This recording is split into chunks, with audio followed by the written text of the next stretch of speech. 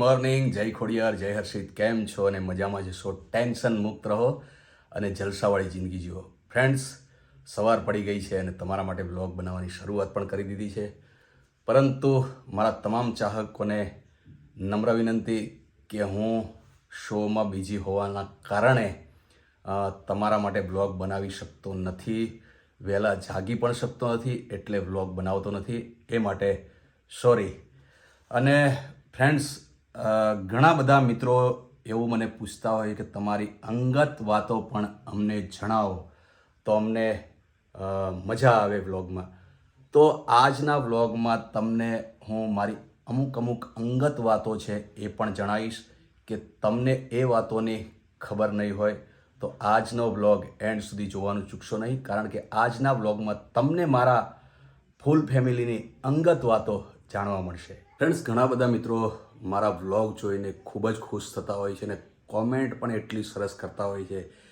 એ તમામ મારા ચાહકોનો હું ખૂબ ખૂબ આભારી છું, કારણ કે તમે સારી કોમેન્ટ કરો છો એટલે મને વ્લોગ બનાવવાની પણ ઈચ્છા જાગે છે.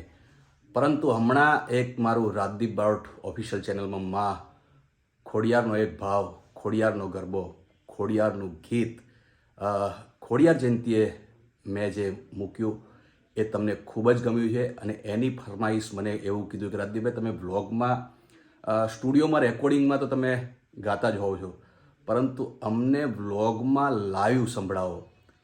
એ લોકો માટે અત્યારે માં ખોડિયારની એક લીટી તમને સંભળાવું. હે માગ્યું થોડું ને આપ્યું ઘણું, ભરી દીધા ભંડાર, ખોડલ તને કદી નહીં ભૂલું, તને મારા જીવથી તોલું, ખોડલ તને કદી નહીં ભૂલું, તને મારા જીવથી તોલું. તો ફ્રેન્ડ્સ, કળિયુગમાં હાજરા હજુર હોય તો માં ખોડિયાર છે. દેવી દેવતાઓ ઘણા બધા છે, પણ એકવાર માં ખોડિયારને તમે પોકાર કરો, સાદ કરો એટલે આવે ને આવે. અને હું તો જે છું એ માં ખોડિયાર થકી છું. અત્યાર સુધી માં ખોડિયારને મેં જે પ્રાર્થના કરી હોય એ પૂરી થઈ છે ને થઈ છે. તો તમને પણ નમ્ર વિનંતી કે માં ખોડિયારની એકવાર પ્રાર્થના કરો એટલે તમારી મનોકામના પૂરી થાય ને થાય. દેવભાઈ અહીંયા એક્ઝામની તૈયારી કરી રહ્યા છે. સાંભળો, ધમાલને લેવા જવાનું તો લઈ આવો છો કે હું લઈ આવું? ધમાલને લેવા હું લેતો આવું છું, તમે રહેવા દો, કારણ કે આપણી કાર પાર્ક આપણે આગળ કરી છે. હા, પેલા મ્યુનિસિપલ કોર્પોરેશન વાળા સાફ કરવા આવ્યા છે, એટલે ગટર સાફ કરવા માટે. એટલે મેં કાર આગળ એક તો અહીં આપણે નીકાળવાની બહુ એ નહીં, આ સોસાયટીમાં વારંવાર બિચારા મ્યુનિસિપલ કોર્પોરેશન વાળા આવે છે, ગટર સાફ કરે તોય પાછી ખરાબ થઈ જાય, ભરાઈ જાય છે. એ તો ઓલરેડી કોઈ બી સોસાયટી એમ નહીં પ્રોબ્લેમ હોય જ.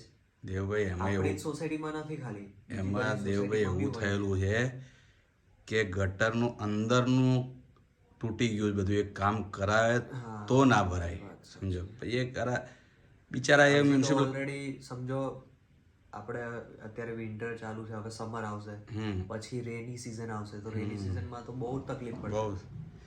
પણ રેની સિઝન તો હજુ સમજો ને, હજી વાર છે, પણ ત્યાં સુધી તો હવે કરાવવાનું કે છે એટલે થઈ જશે.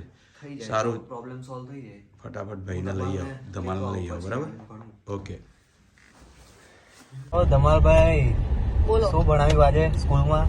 આજે સ્કૂલમાં ભણાયું ભણાવ્યું તો બહુ છે, ભણાવ્યું એ ના ભણાવ્યું તો બહુ છે, પણ ભણ્યો હોય તો ને.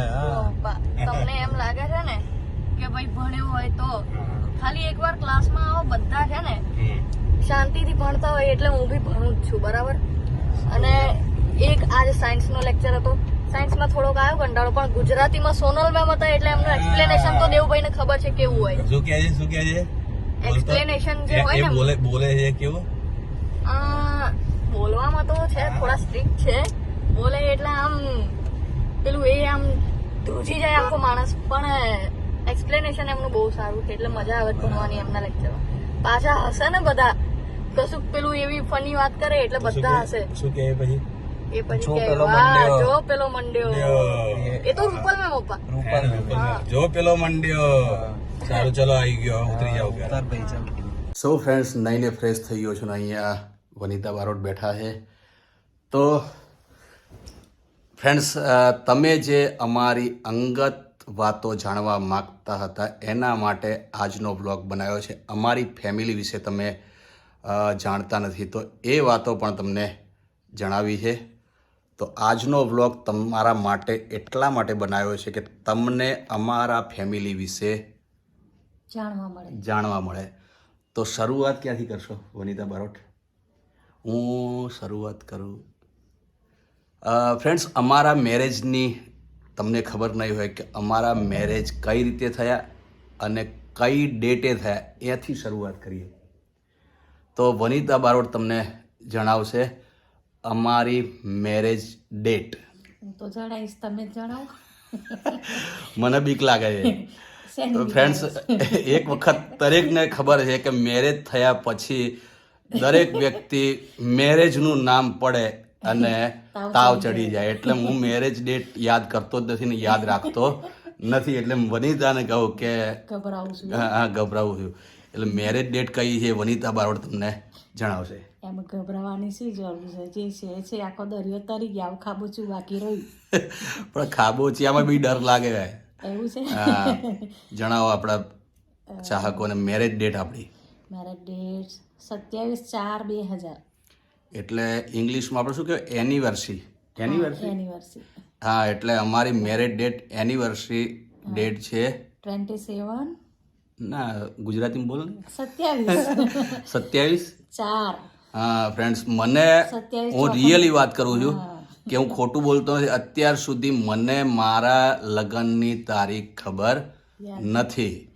પરણ્યો એ બરાબર કે શું કામ પરણ્યો એ જ ખબર નથી. હા, એટલે 27/4 મારી મેરેજ ડેટ છે. એટલે મારા તમામ ચાહકોને પણ જણાવી દીધું કે 27/4 અમારી લગ્નની ડેટ છે. બીજી વાત કે અમારા ફેમિલીમાં કોણ કોણ છે એ પણ ઘણા બધા મિત્રોને જાણવું હોય છે અને જાણવાની હોય છે, એમ ઈચ્છા હોય છે. તો જણાવો. ફેમિલીમાં 5 મેમ્બર છે.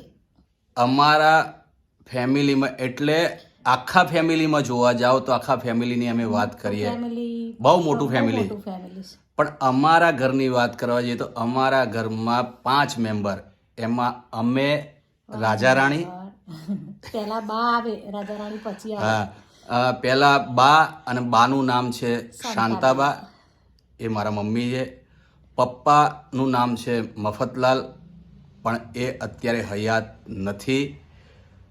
પછીની વાત થાય તો મારે 2 દીકરાઓ છે, દેવ અને શ્લોક. હા, અને આ નામ વનિતા બારોટે પાડેલા છે, દેવ અને શ્લોક. એટલે મારા બંને દીકરા દેવ અને શ્લોક.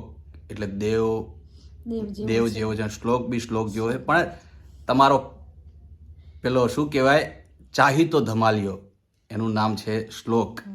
અને શ્લોકની તમને વાત કરવી છે તો તમે કદાચ જાણતા હશો, પણ ના જાણતા હોય એ લોકોને કે ધમાલે આઈ થિંક 2 થી 3 પિક્ચરોમાં અભિનય કર્યો છે. એમાં મારી ને જિગ્નેશ કવિરાજની પિક્ચરમાં હવે ક્યારે મળીશું, એમાં પણ ધમાલિયો હતો. અને બીજી પિક્ચર વિક્રમ ઠાકોરની અમર પ્રેમ, એમાં નાના વિક્રમ ઠાકોરનો અભિનય શ્લોક બારોટે કર્યો છે. એ તમને જણાય, ચાઇલ્ડ આર્ટિસ્ટનો. બીજી વાત કે આ થઈ અમારા ઘરના ફેમિલીની. અને અમારું જે ભાઈઓનું કુટુંબ, તો એમાં મારે 2 ભાઈઓ છે. એમાં મોટા ભાઈ જગદીશભાઈ, એનાથી નાના સતીશભાઈ, અને સૌથી નાનો હું છું. અને એમના ફેમિલી, જગદીશભાઈનું ફેમિલીમાં એમના પત્ની, એમનું નામ મધુબેન, મધુભાભી, અને એમના 4 સંતાનો. 4 સંતાનોમાં એક ચેતન, પાયલ, હિરલ અને ચિરાગ. 2 દીકરા 2 દીકરીઓ. 2 દીકરા 2 દીકરીઓ. હવે નેક્સ્ટ જે ભાઈ છે એમના ફેમિલીની વાત કરીએ, સતીશભાઈ. તો સતીશભાઈના ફેમિલીમાં એમના પત્નીનું નામ છે સંગીતાબેન. એમના 3 સંતાનો, એમાં મોટી દીકરીનું નામ છે પ્રિયંકાબેન, અને પછીના દીકરાનું નામ છે કરણ, અને એના પછીના દીકરાનું નામ છે ગૌરવ. તો ફ્રેન્ડ્સ આ છે અમારું પોતાનું ફેમિલી અને કીધું છે ને કે અપને તો અપને હોતે હૈ. હા એટલે અમારું ખૂબ મોટું ફેમિલી છે અને અમે ખૂબ હળી મળીને રહીએ છીએ આ ફેમિલીમાં. હેપી ફેમિલી છે. જોઈન્ટ ફેમિલી હોવા છતાં હા હેપી ફેમિલી. હેપી ફેમિલી છે. એટલે ફ્રેન્ડ્સ તમને એક વાત કરું કે જોઈન્ટ ફેમિલીમાં રહેવાની મજા જ કંઈક અલગ છે, પરંતુ અમે જોઈન્ટ ફેમિલીમાં રહી શકતા નથી. એનું કારણ કે હું અમદાવાદ શિફ્ટ થયો છું અને ભાઈઓ ગામડે છે, એટલે અમે જોડે રહી શકતા નથી. પણ જ્યારે ઈચ્છા થાય ત્યારે જઈએ છીએ. અમે જઈએ છીએ. લગભગ 15 વર્ષથી એક જ રસોડે અમારે રસોઈ થાય છે. બધા લેડીઝો હળી મળી, છોકરાઓ લગભગ સાંજ સવારનું 25 થી 30 માણસનું અમે એક રસોડે રસોઈ બનાવીએ છીએ. તો એમના માટે બાકી સબ સપને હોતે હૈ, अपने तो अपने होते हैं, अपने तो अपने होते हैं. એટલે દરેક વ્યક્તિને મારી નમ્ર વિનંતી કે પોતાના કુટુંબ સાથે હળી મળીને રહેજો. કોઈ દિવસ કોઈક અણબનાવ થાય તો એનું સોલ્યુશન કરજો, પણ પોતાના છે તો એનાથી કોઈ દિવસ વેર રાખશો નહીં. તો મારા તમામ ચાહકોને મારે જે જણાવવાનું હતું, તમારે જે જાણવાનું હતું એ જણાવ્યું. અને બીજા જે અમારી બીજી અંગત જે વાતો છે એ નેક્સ્ટ વ્લોગમાં તમને અમે જણાવશું. તો આજનો વ્લોગ એન્ડ કરવાનો ટાઈમ પણ થઈ ગયો છે. તો આજનો વ્લોગ તમને કેવો લાગ્યો એ કોમેન્ટ કરી જરૂર જણાવજો. લાઈક કરજો, શેર કરજો અને હા, ચેનલને સબસ્ક્રાઈબ ના કરી હોય તો હમણાં જ કરી લો. તો મળીએ છીએ નવા વ્લોગમાં. ત્યાં સુધી થેન્ક યુ સો મચ.